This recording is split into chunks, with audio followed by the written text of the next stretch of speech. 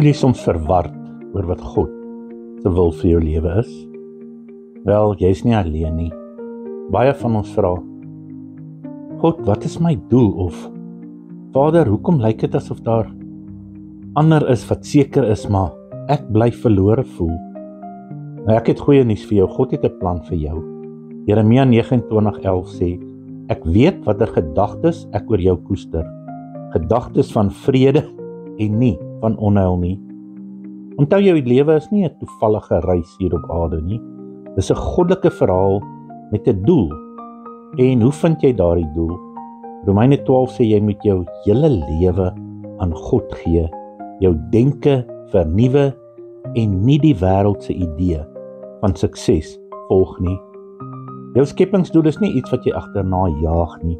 Dis iets wat jy ontdek wanneer jy een word met God.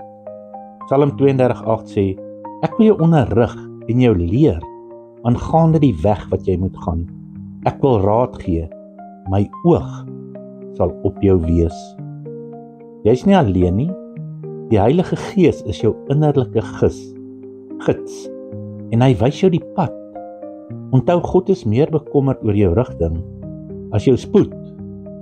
Moenie meet hoe vinnig jy beweeg nie, maar baie belangrik, maar hoe naby jy aan hom is.